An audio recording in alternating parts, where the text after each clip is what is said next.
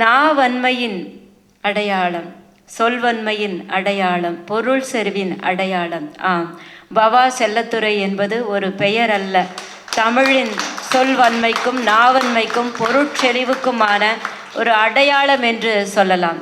தேன் என்பதாக இருக்கக்கூடிய அவருடைய மொழிபெயர்ப்பு பணிகளை நாம் சொல்வதா, இல்லை அடுத்ததாக அவருடைய படைப்புகளை சொல்வதா? நான் அதிகமாக அவரை பற்றி கூறுவேன் என்று அவரே வந்துவிட்டார்.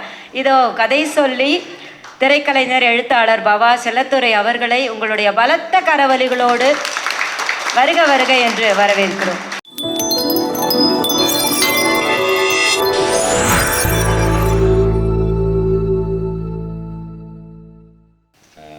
நாஞ்சில் நாடன் சொன்னது மாதிரி பல ஆண்டுகளுக்கு பிறகு அவருக்கு பக்கத்தில் ஒரு நாற்காலியில் உட்கார்ந்திருப்பதை அவ்வளோ கௌரவமாக கருதினேன். அதனால தான் நான் அவர் பேசுகிற போது வெளியில் ஒரு 10 பேர் டீ குடிச்சிருந்தாங்க, நீ பேச நான் டீ குடிக்கிறேன். அப்படி அது ஒரு எழுத்தாளனை முழுக்க முழுக்க அவமதிப்பது என்று நான் கருதுகிறேன். அப்புறம் ஒரு எழுத்தாளன் பேசுகிற போது ஒரு அரங்கில் இவ்வளவு அமைதி இருக்க வேண்டும் என்றும் நான் விரும்புகிறேன். நாம் நம்முடைய மனதையும் காதையும், ஏன்னா ஒரு எழுத்தாளன் என்பவன் வேற, ஒரு பேச்சாளன் என்பவன் வேற. நீ டீ குடி நான் பேசுகிறேன் அது வேற. ஆனால் ஒரு ரைட்டர் பேசுகிற போது நாம் நம்மை முழுக்க முழுக்க அவனிடம் ஒப்பு கொடுத்து விட வேண்டும் என்று நான் எப்போவுமே விரும்புவேன். அதே மாதிரி இன்னைக்கு நாஞ்சில் பேசின அந்த உரையில் அவ்வளவு தரவுகள், அவ்வளோ குறிப்புகள், சங்க இலக்கியத்திலிருந்து அவ்வளோ மேற்கோள்கள். அப்போது ஒரு ஒரு புத்தக வெளியீட்டு விழாவுக்கு அந்த புத்தகத்தை கூட படிக்காமல் அங்கே போய் பேசிக்கலாம், ரவிச்சந்திரன் அரவிந்தனை பற்றி ஒரு 10 வார்த்தை சொல்லிட்டு வந்துடலாம் என்கிற அந்த கடமை அப்படி இல்லாமல் அதற்காக தன்னை ஒரு எழுத்தாளன் அர்ப்பணிக்கிற போது அந்த எழுத்தாளனுடைய அந்த 10-15 நிமிட உரையை கூட நாம் கேட்பதற்கு மனம் இல்லாமல் இவ்வளோ தூரம் ட்ராவல் பண்ணி வர வேணாம். அதற்காக வந்த அந்த அந்த சீற்றம் தான் அதை நான் பதிவு செய்ய விரும்புகிறேன். இந்த டவல் ஷால்லாம் போடுறப்போ 2 பேர் என் ஞாபகத்துக்கு வந்து கொண்டே இருப்பார்கள் தமிழில். ஒன்று பிரபஞ்சன், இன்னொன்று நாஞ்சில் நாடன். இந்த ஷால் போடும்போதே பிரபஞ்சனுக்கு வந்து கை காலெலாம் நடுங்கும். என்னென்னா, சார் இது பொம்பளை பிள்ளைங்களுக்கு பாவாடை கூட தைக்க முடியாது, அப்புறம் டேபிள் மேலே டேபிள் கிளாத்தாகவும் போட முடியாது, இதை என்ன தான் சார் பண்ணுறது அப்படின்னு. இன்றைக்கி போடும்போதே நாஞ்சில் சொன்னார், இப்போ நான் ஒரு டெக்னிக் வந்துட்டேன், இந்த கூரியர்லாம் எடுத்துன்னு வராங்கள வீட்டுக்கு, அப்புறம் சொமோட்டோ அந்த மாதிரி, அந்த பிள்ளைங்களுக்கு இதை கொடுத்தா அவன் சந்தோஷமாக வாங்கிட்டு போயிடுறான் அப்படின்னாரு. எனக்கு டக்குன்னு ஒரு படைப்பு என்பதே இன்னொரு சம்பவத்தை நினைவுபடுத்துவது தான். அதுதான் லைஃப்பில் முக்கியம். நாஞ்சில் இந்த கதைகளை படிக்கும்போது அவர் லைஃப்பில் என்னென்னலாம் வந்துச்சின்னு தான் ரெஃபர் பண்ணி பேசினார். அது மாதிரி எனக்கு டக்குன்னு ஒரு ஞாபகம் வந்துச்சு. பிரபஞ்சன் ஒரு நாள் சொன்னார், தாமியசாவில் ஒரு முக்கியமான மாநில பொறுப்பில் இருந்த ஒரு தோழர், அவர் ஒரு நாள் பிரபஞ்சனை பார்க்க வர்றார். இவர் தான் வசூலிக்கிறார் வர்றார். ரொம்ப நாளாக பிரபஞ்சன் அவருக்கு கூரியர் போடுற ஒரு பையனுக்கு சரவண பவனில் ஒரு சாப்பாடு வாங்கி தரணும் அப்படின்னு அந்த பையன்கிட்ட கேட்டுங்கிறார். நாளைக்கு என் கூட உட்காந்து சாப்பிட்டு போயிடுறியாப்பா அப்படின்னு. பெரும்பாலும் எழுத்தாளன் தான் அதெல்லாம் சொல்லுவான். பெரிய தொழிலதிபர்கள், கல்வி தந்தைகள் அவன்லாம் சொல்ல மாட்டான், நீ அங்கே ரோட்டில் சாப்பிட்டுக்கிடான்வான். இவர் சொன்னோடனே அந்த பையன் ரொம்ப சந்தோஷமாயிட்டான். அவனுக்கு பிரபஞ்சன் பெரிய எழுத்தாளர்லாம் தெரியாது, நம்மளை மதித்து நம்மளை மதியானம் உட்கார்ந்து சாப்பிட்டு போக சொல்கிறாரு அப்படின்னு வந்துட்டான். 2 சாப்பாடு ஆர்டர் பண்ணி இவங்க 2 பேரும் சாப்பிட்றாங்க. அந்த கூரியர் பையனும் பிரபஞ்சனும் சாப்பிட்டு முடிச்சிட்டோடனே ஒரு தாமியசா மாநில நிர்வாகி ஒருத்தர் பிரபஞ்சனை பார்க்க வர்றார். இல்லை, அதுக்கு முன்னாடி கூரியர் பையன் வர்றதுக்கு முன்னாடி அவர் உட்காந்து இவர் கூட பேசுங்கிறார். இவரோட நான் சாப்பிட போகிறேன், போகும்போது அந்த கதவை கொஞ்சம் சாத்திட்டு போயிடுங்கன்னு பிரபஞ்சன் சொல்கிறார். அவர் பொறுப்பாக இவர் கதவை சாத்திட்டு பூட்டு எங்கே இருக்குதுன்னு பார்த்து இவங்க 2 பேரும் உள்ளே சாப்பிட்டுங்கிறாங்க. நல்லா பூட்டிட்டு சாவி அவர் பாக்கெட்டில் போட்டுன்னு போயிட்டார். சாப்பிட்டு முடிச்ச உடனே இந்த பையன் கூரியர் கொடுக்கல, அவன் போய் கதவை திறக்கல, பார்த்தா வெளியே பூட்டிக்குது. இவர் ஷாக்காகி என்னென்னமோ உலகத்தின் அதீத கற்பனைகள்லாம் போய் பார்க்குறாரு. எதனாலையும் கண்டுபிடிக்க முடியல, எப்படா வெளியே பூட்டியிருப்பாங்க நம்ம உள்ளே சாப்பிட்டுன்னு இருக்கும்போது அப்படின்னு. அவருக்கு திடீர்னு அப்போ ஞாபகம் வச்சு, ஆமாம் ஒரு தோழர் இருந்தார், அவரை கதவை சாத்திட்டு போங்கன்னா அவர் நிரந்தரமாகவே சாத்திட்டுக்கிறாரு அப்படின்னு முடிவு பண்ணி அவருக்கு அந்த சமயத்தில் என்ன பண்ணுறதுன்னு தெரில. அவருக்கு தாமியசாவில் தெரிஞ்ச ஒரே ஆள் அப்போது தமிழ்ச்செல்வன் மாநில தலைவர். அவருக்கு ஃபோன் பண்ணி, தோழர் இந்த மாதிரி உங்கள் நிர்வாகி ஒருத்தர் வந்தார், பேர்லாம் சொல்கிறாரு, வந்தார், கதவை சாத்திட்டு போங்கண்ணே, பூட்டு போட்டு சாவி எடுத்துன்னு போயிட்டார் அப்படிங்கிறாரு. உடனே அவர் பயங்கர கிண்டல்ல, இப்போ தெரியுதா பிரபஞ்சன் நான் யாருக்கெல்லாம் மாநில தலைவராகிறேன்னு சொல்லிடுறாரு.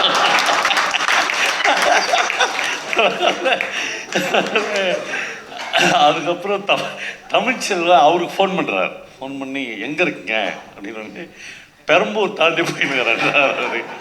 இவர் வந்து ராயப்பேட்டை. அவர் திரும்பி வரணுன்னா கூட கிட்டத்தட்ட ஒரு 1.5 மணி நேரம் ஆகும். இப்போது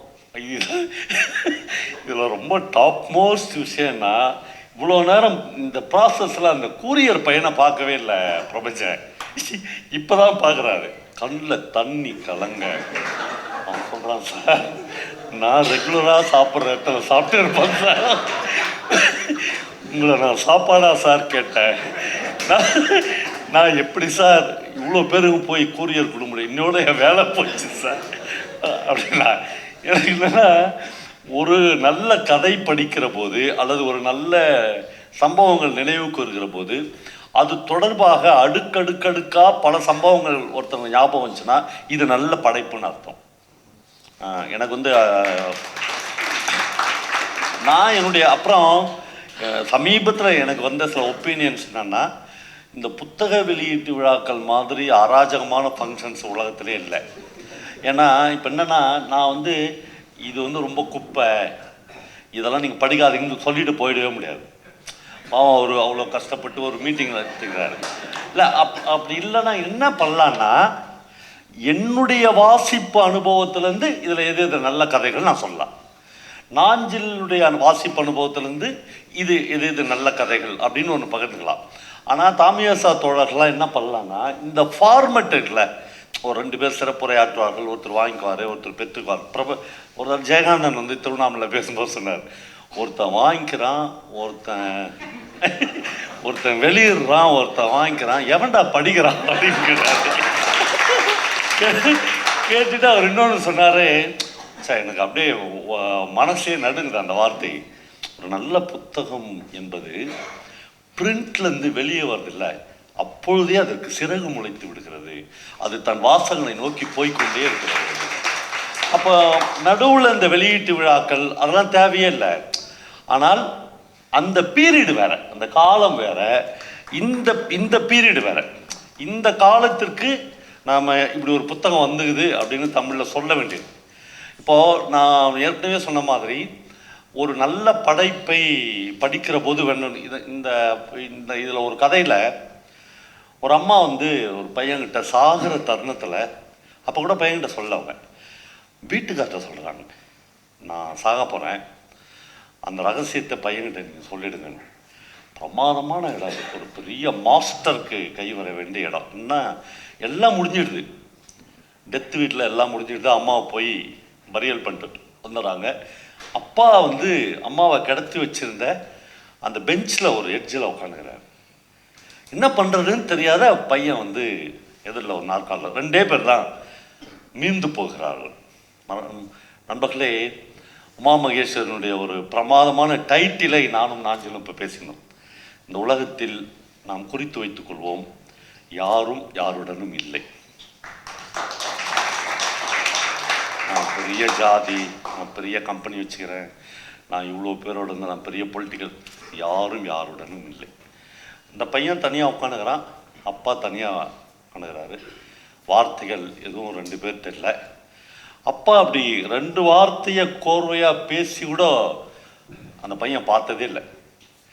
அந்த அப்பா சொல்கிறாரு, தம்பி ஒரு விஷயம் அம்மா அவன்கிட்ட சொல்ல சொன்னான். பையன் சேர் எட்டுன்னு பெஞ்சுக்கு இன்னொரு எட்ஜில் போட்டு, சொல்லுப்பா. அப்பா அவளை இவ்வளோ கோர்வையாக பேச முடியுமான்னு ஒரு பையன் யோசிக்கிறான். அவள் அப்படி பேசுனதே இல்லை அந்த அப்பா. அவர் சொல்கிறார், ஒன்றும் இல்லை, அவர் என்ன சொல்ல வராருன்னா, நீ வந்து எங்களுக்கு பிறந்த பிள்ளை இல்லைன்னு சொல்கிறாரு.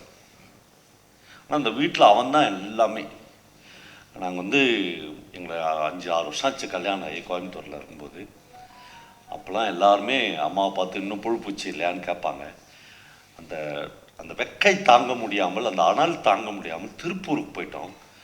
அங்கே ஒரு லைன் வீட்டில் குடும்பம் இருந்தோம். அங்கே ஒரு ஒரு பெண்ணுக்கும் கோயில்பட்டி பக்கத்துலேருந்து வந்த ஒரு பையனுக்கும் பிறந்த பையன்தானே. அந்த பையன் வரவே இல்லை கடைசி வரலும். கடைசியில் அந்த குழந்தைய சாகடிக்கலான்னு அவங்க நினைக்கும் போது எங்களுக்கு தத்து கொடுத்துட்டாங்க. அஃபிஷியலாக கூட தத்து எடுத்துக்கல. அது கடைசி வரலும் யாருக்குமே தெரியாது அம்மா இறந்தது. எனக்கு டக்குன்னு என் லைஃப்பில் ஒரு பகுதி கிராஸ் ஆகுது. நான் மறுபடியும் சொல்கிறது மாதிரி ஒரு நல்ல படைப்பு நம் வாழ்க்கையின் நாம் இழந்த ஏதோ ஒரு இடத்தை ஆத்மாவை தொடுவது மாதிரி தொடும். அதான் பெஸ்ட்டு படைப்பு. எங்கள் வீட்டில் எங்கள் அம்மா எல்லார்ட்டையும் சொல்லுவாங்க, திருப்பி திருப்பி ஒரு வார்த்தையை சொல்லுவாங்க, இந்த பையன் வந்து எங்கள் பிள்ளையே இல்லை என்ன, நீங்கள் பார்த்தாவே தெரியும் எங்கள் வீட்டில் இப்படியா கலர் இருக்குது அப்படின்னு சொல்லுவாங்க. இவனை வந்து நாங்கள் தவிட்டு வாங்கினோம், பொண்ணு தான் என் பொண்ணுன்னாங்க. எங்கள் அக்கா வந்து ரொம்ப நல்லா சிகப்பாக இருக்கும். ஒரு கட்டத்தில் இந்த பையனை தவிட்டு வாங்கணும்னா அப்புறம் கொஞ்சம் வளரும்போது எங்கள் அம்மா இன்னொரு பொய் சொல்ல ஆரம்பித்தாங்க. ஞானக்கூத்தனுடைய அம்மாவின் பொய்கள் இருக்குதுல்ல, அந்த பொய்கள்லாம் எங்கள் அம்மாட்ட நான் கேட்பேன். அது என்னென்னா, இந்த பையன் பிறக்கும்போது சகப்பாக தான் இருந்துச்சு, நடுவில் தான் இப்படி கருப்பாயிட்டான், நான் தான் பாவி தெரியாமல் காக்கா கறி கொடுத்துட்டேன். அப்போ தான் நான் உண்மையிலே நம்பிட்டேன், காக்கா கறி சாப்பிட்டா கருப்பாயிடும் உங்களுக்கு. ரொம்ப நாள் நானும் நம்பி நின்ட்டேன். அப்போலாம் ரவிக்குமார் டாக்டர்லாம் தெரியாது எனக்கு. தெரிஞ்சா சார் உண்மையிலே காக்கா கறி சாப்பிட்டா கருப்பாயிடுவாங்களா சார் ரெஃபர் பண்ணி அதெல்லாம் இல்லைன்னு தெரிஞ்சுக்கலாம். இப்படி பண்ணேன். ஒரு பேரில் நாங்கள் +2 படித்து காலேஜுக்கெலாம் போன பிறகு ஒரு நாள் தெரியுது, உண்மையிலேயே தத்தெடுத்து எங்கள் வீட்டில் வளர்த்துனது எங்கள் அக்காவை. அப்படி ஒரு இன்சிடெண்ட் வந்து எங்கள் லைஃப்பில் எனக்குலாம் தெரியவே தெரியாது, அவ்வளோ வயசு வரலும். அப்புறம் இன்னும் அதனுடைய அடுக்குகள் அப்படியே தெரிய வருது. பெரிய பிள்ளை ஆகும்போது தான் தெரியும்ல. அப்படி சொல்கிறாங்க, யாரோ ஒருத்தர் வந்து 2 பெண் குழந்தைகளை எடுத்துன்னு போய் எங்கள் ஊரில் வந்து தியாகி அண்ணாமலை பிள்ளை அப்படின்னு ஒருத்தந்தார். அவர் பேரில் போய் ஸ்கூலு எல்லாம் காங்கிரஸில் பெரிய தியாகி அவர் வீட்டில் போய் இந்த 2 பெண் குழந்தைகளையும் என்னால் வளர்க்க முடியல, சூசைட் பண்ணி செத்துற போகிறேன், இந்த குழந்தைங்களை வளர்த்துங்கன்னு சொல்கிறார். தியாகி அண்ணாமலை பிள்ளை என்ன சொல்கிறாரு, 2 குழந்தைங்களை வளர்த்துக்கிற அளவுக்கு எனக்கு வசதி இல்லை, காங்கிரஸ்காரர் அவ்வளோதானே முடியும், அதனால் ஒரு குழந்தைய நான் எடுத்துக்கிறேன், எனக்கு ஒரு நண்பர் இருக்கார், அவர் வாத்தியார் இருக்கார், அவருக்கு ஒரு லெட்ரு கொடுக்குறேன். அப்போலாம் ஃபோன் கிடையாதுல்ல, இந்த லெட்டரை எடுத்துன்னு போய் நீ வாத்தியாரை பாரு, அவர் ஒரு குழந்தை எடுத்துக்குவார். அப்படித்தான் எங்கள் வீட்டில் எங்கள் வசந்தாக்கா வளர்ந்தாங்கன்றது எனக்கு தெரியும். இந்த கதை படிக்கும்போது பயங்கர டிஸ்டர்ப் ஆகிடுங்க. சே, ஒரு சின்ன வயசில் ஒரு குழந்தைய தத்தெடுத்து 15-20 வருஷம் காற்றின் மொழியில் கூட இந்த ரகசியம் யாருக்கும் கசிந்து விடாமல் ஒரு குடும்பத்தில் காப்பாற்றி வைத்திருப்பதுக்கு இல்லை, கிரேட். அந்த அந்த அந்த இடத்த ஒரு ரைட்டர் வந்து டச் பண்ணுறாள் அவனுக்கு தெரியாமல். எனக்கு இந்த நிறைய கதைகள் படிக்கிற போது இந்த கதைகளில் நிறைய போதாமைகள் இருப்பதாக தோன்றியது. நானும் நாஞ்சிலும் கூட ரொம்ப ஓப்பனாக பேசலாம். இது ஒன்றும் பெரிய பொதுக்கூட்டம் இல்லை, நான் பேசுறதுனால 2 புஸ்தகம் கம்மியாலாம் வைக்க போகிறதில்ல, அப்படிலாம் ஒன்றும் இல்லை. என்னன்னாலும் நம்ம புஸ்தகம் வாங்க போகிறதில்ல, நீங்கள் தான் பேசிட்டீங்களே சார் அப்படின்னு நம்ம போக போகிறோம். என்னென்னா, முதல்ல வந்து இந்த கதையினுடைய லேண்ட்ஸ்கேப் இது, நிலப்பரப்பு இது எனக்கு வந்து ரொம்ப நான் என்னுடைய பார்வையை மட்டும்தான் சொல்ல முடியும். ஒரு கதையினுடைய நிலப்பரப்பு ரொம்ப அவசியம். நான் எந்த நிலத்தின் கதையை படித்து கொண்டிருக்கிறேன் என்று அமெரிக்காவில் இருக்கிற ஒரு வாசகனுக்கு தெரியணும், அது ரொம்ப முக்கியம். நீங்கள் வந்து அதை நான் வந்து மொழியில் கடத்திட முடியும்,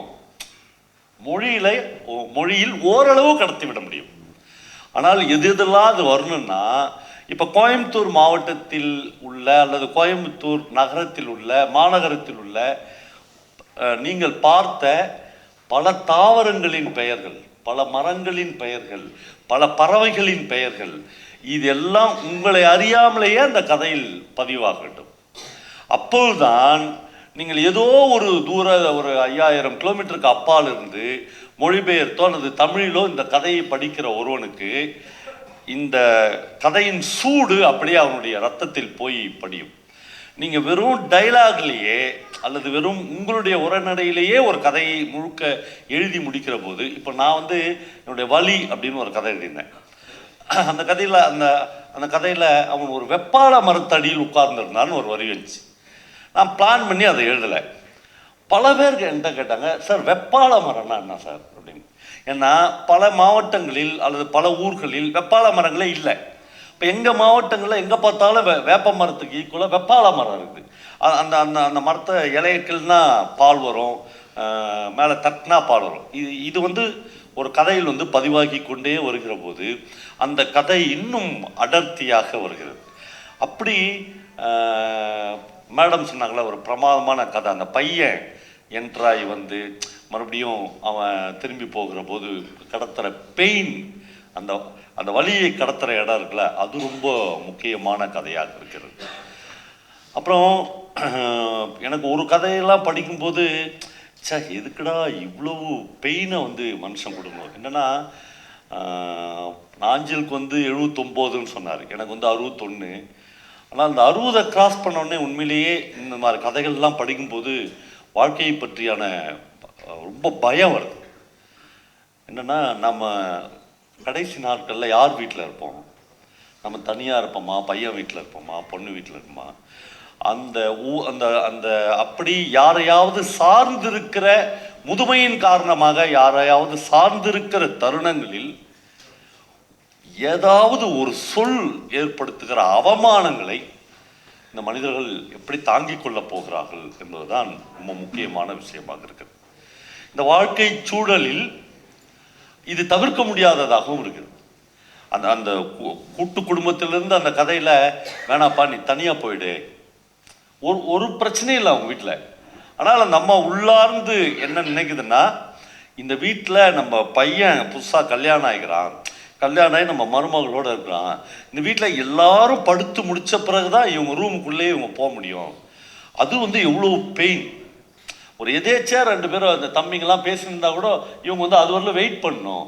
அதனால் தனியாக போயிடுப்பா என்று சொல்கிறார். அதை விட ரொம்ப பெயினான விஷயம், ஒரு சின்ன வயசுலேருந்து மூட்டை சுமந்து அப்புறம் ஒரு பெரிய லைஃப்பில் அதை விட பெரிய இடம் என்பது மனிதனுக்கு என்னவா இருக்குதுன்னா, நான் 2 ஃபேக்ட்ரி வச்சுருந்தேன் சார், இப்போ 4 வச்சுக்கிறேன் என்று சொல்லுகிற ஒரு சமூகத்தில் தான் நான் 30 வருஷம் மூட்டை தூக்கினேன், கொஞ்சம் கொஞ்சமாக சம்பாரித்து ஒரு ரெட்டை மாட்டு வண்டி வாங்கினேன், அதுக்கு வந்து 2 மாடு கூட வாங்கிக்கிறேன் அப்படின்னு சொல்கிறது தான் அவன் வாழ்க்கையில் அடுத்த ஸ்டேஜ் என்கிற ஒரு மனிதனை அரவிந்தன் ரவிச்சந்திரன் தன்னுடைய படைப்பில் கொண்டு வந்திருக்கிறார் என்பதே அவரை மிக நெருக்கமானவராக காட்டுது.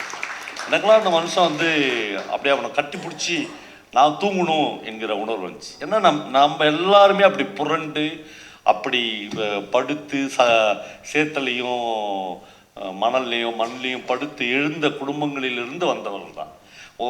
ஒருத்தர் 40 வருஷத்துக்கு முன்னாடி வந்திருக்கலாம், நான் வந்து 20 வருஷத்துக்கு முன்னாடி இருந்திருக்கலாம், இன்னொருத்தர் வந்து 70 வருஷத்துக்கு முன்னாடி இருந்திருக்கலாம். ஆனால் இதான் நம்முடைய ஆதி, இதுதான் நம்முடைய வேர்.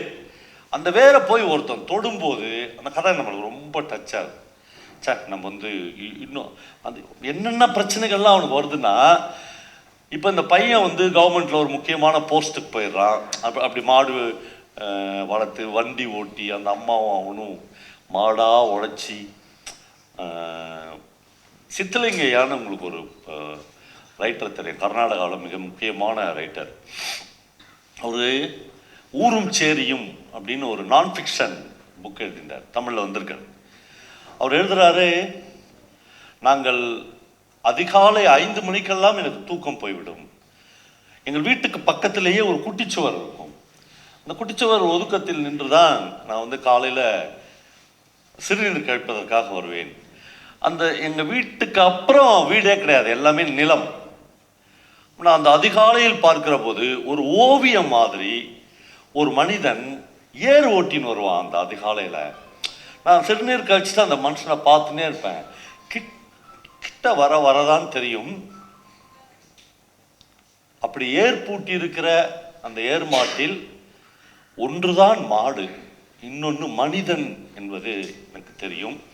நம்மளே லிட்ரேச்சர் எவ்வளோ பெரிய வலியை, எவ்வளோ பெரிய ஞாபகத்தை மனிதர்களுக்கு கொடுக்கும் என்றால், சித்தலிங்க எழுதுகிறார், அந்த பணியில் இன்னும் கொஞ்சம் என்னை நெருங்கி நெருங்கி வர தெரியும். அவன் மனிதன் இல்லை, என் அப்பன் என்பதை நான் அப்போதுதான் பார்ப்பேன் என்று சித்தலிங்கம் எழுதுகிறார்.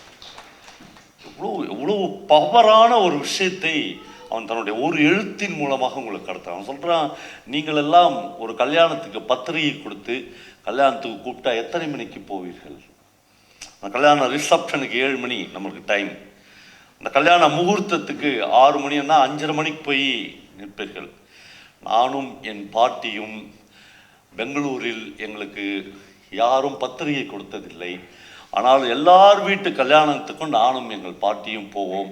எல்லா வீட்டு கல்யாணத்துக்கும் ராத்திரி 11 மணிக்கு பாட்டியோடு நான் புறப்படுவேன் என்று சித்தலிங்கம் எழுதுகிறார். இந்த பெங்களூர் நகரத்தில் இருக்கிற எல்லா கல்யாண மண்டபங்களுக்கும் எனக்கு தெரியும். நீங்கள் மிஸ் பண்ணிருக்கலாம். நீங்கள் உங்கள் வாழ்க்கையில் 5 திருமணங்களுக்கு 5 கல்யாண மண்டபங்களுக்கு போயிருக்கலாம். நானும் என் பாட்டியும் எல்லா திருமண வீடுகளுக்கும் போவோம். ராத்திரி 11 மணிக்கு பாட்டியும் நானும் நடந்து போவோம். ஒவ்வொரு கல்யாண மண்டபம் 2 மண்டபங்களுக்கு போனால் போதும். எந்த இடத்தில் கல்யாண மண்டபங்களின் பின்வாசலில் எச்சிலைகளை கொண்டு வந்து கொட்டுவார்கள் என்பதை பாட்டி துல்லியமாக அறிந்து வைத்திருப்பாள் என்று சித்தலிங்கம் எழுதுகிறார். சாப்பாடெல்லாம் எடுத்துன்னு வந்து கொட்ட உடனே கொஞ்சம் கூட கூச்சம் இல்லாமல் தன் முந்தானையை விரித்து அந்த சோற்றை ஒவ்வொன்றாக தன்னுடைய முந்தானையில் அவள் கட்டிக்கொள்வார். ஒரு பெரிய சோற்று மூட்டையாக அது உருவான பிறகு தலையில் வைத்து கொண்டு மறக்காமல் ஒரு கையில் என்னை பிடித்து கொண்டு நாங்கள் பெங்களூர் புறநகர் பகுதியில் இருக்கிற சேரிக்கு போவோம். அந்த இரவில் திருவிழா மாதிரி எங்கள் சேரி மக்கள் எல்லோரும் முழித்திருப்பார்கள். பாட்டி ஒரு விளக்கு வெளிச்சத்தின் கீழே உட்கார்ந்து சோத்து மூட்டையை அவிழ்த்து அதை பிசைந்து ஒவ்வொருவர்களுக்காக கொடுத்து கொண்டே இருப்பாள். நம்மளை சித்தலிங்கம் எழுதுகிறார், நான் இப்பொழுது பெங்களூரின் எம்எல்சி, நான் மிக புகழ்பெற்ற எழுத்தாளன், நான் பெங்களூர் பல்கலைக்கழகத்தில் கன்னட மொழித்துறையின் தலைவர், நான் இந்த உலகத்தில் தங்காத 5 ஸ்டார் ஹோட்டல்கள் கிடையாது, 7 ஸ்டார் ஹோட்டல் கிடையாது, எல்லா ஹோட்டல்களிலும் நான் சாப்பிட்டிருக்கிறேன், ருசி அறிந்திருக்கிறேன். ஆனாலும் பாட்டி கொடுத்த அந்த ஊர்ச்சோருக்கு நிகரான ஒரு ருசியை என் வாழ்க்கையில் நான் சாப்பிட்டதே இல்லை. நம்மளே இந்த ஞாபகம் எனக்கு அவர் எழுதின அந்த ஒரு கதையிலிருந்து கிளர்ந்து எழுகிறது என்றால் அந்த கதை முக்கியமான கதை என்று நான் கருதுகிறேன். அதில் ஒரு இடத்துல அந்த வண்டி ஓட்டி அப்படி ஒரு பையனை படிக்க வச்சு அவன் சர்வீஸ் கமிஷன் பாஸ் பண்ணி வேலைக்கு போன உடனே என்ன ஆகும், அவனை மாதிரியே சர்வீஸ் கமிஷன் பாஸ் பண்ண இன்னொரு சர்டிஃபிகேட், சரி பெண்ணுன்னு கூட வச்சுக்கலாம், அப்படி கல்யாணம் பண்ணிக்கணும் அப்படின்னு தான் நம்ம ஆசைப்படுறோம். அப்படி அந்த பொண்ணை அப்படி கல்யாணம் பண்ணிக்கிறான். இப்போ வந்துடுறாங்களா, இவருக்கு மனைவி இறந்துடுறா. இப்போ இந்த அப்பாவை என்ன பண்ணுது? இதுதான் அந்த கதையினுடைய மையம். இந்த அப்பாவை என்ன செய்யுது? இப்போ இந்த அப்பா வீட்டில் இருக்கார். இப்போ இந்த மருமகளுக்கு இந்த அப்பா ஒரு பயங்கர இரிட்டேஷனாக இருக்கார். அந்த ஆளை பார்த்தாவே பிடிக்கல. ஏன் பார்த்தாவே பிடிக்கல? இந்த லைஃபே தெரியாது அவளுக்கு. அவன் வண்டி ஓட்டுனது, மூட்டை தூக்குறது, இந்த லைஃபே அவளுக்கு தெரியாது. அவள் ஒவ்வொரு நாளும் ஒரு மனிதனுடைய ஒவ்வொரு அசைவிலும் அந்த ஒரு மனுஷன் இல்லை அவன். சித்தலிங்கம் சொல்கிறார்ல, அந்த மாதிரி அவனை பெற்ற அப்பன்.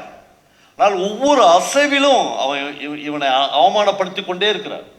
ஒரு நாளும் அவன் ஆஃபீஸ்லேருந்து வரும்போதும் இவனை பற்றியான புகார்களை சொல்லிக்கொண்டே இருக்கிறார். சொல்கிறேன், அப்பனுக்கு டாய்லெட் போக தெரில, ஃப்ளஷ் பண்ண தெரில. அங்கேருந்து அவருடைய குற்றச்சாட்டுகள் ஆரம்பிக்குது. இப்போது ஒரு பையன் எவ்வளவுதான் அந்த அப்பாவை சப்போர்ட் பண்ணிக்கினே இருக்க முடியும்? ஒவ்வொரு நாளும் ஒரு பிரச்சனை. அவர் பயங்கரமான இடுப்பு வலி சொல்லிடுறார் டாக்டர்.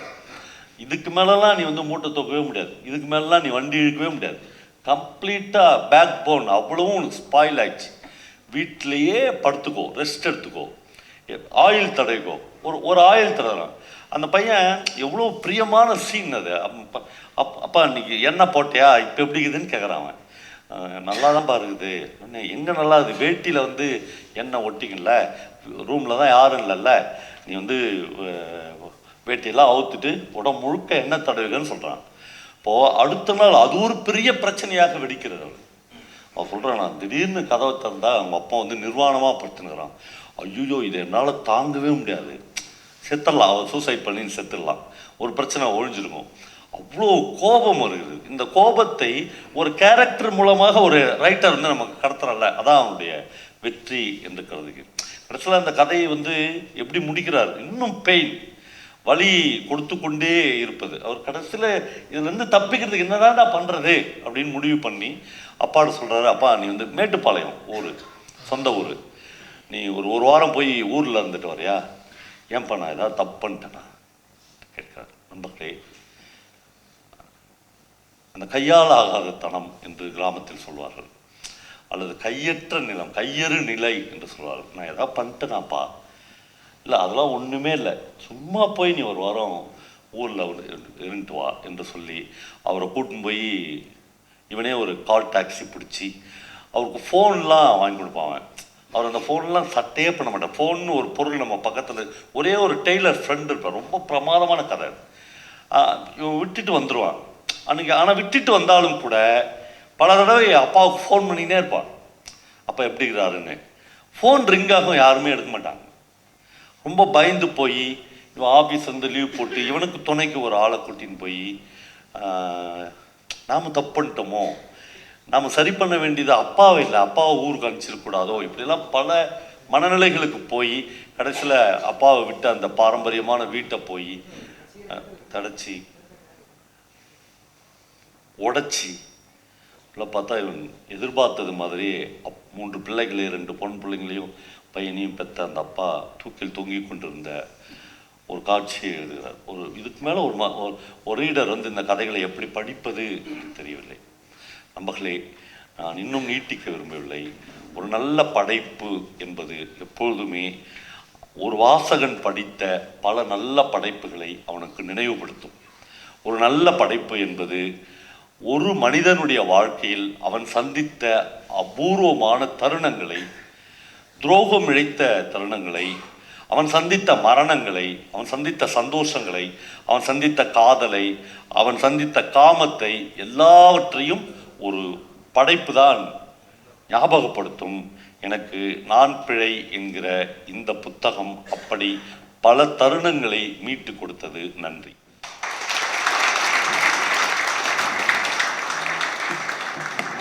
பேரன்பு நன்றி ஐயா.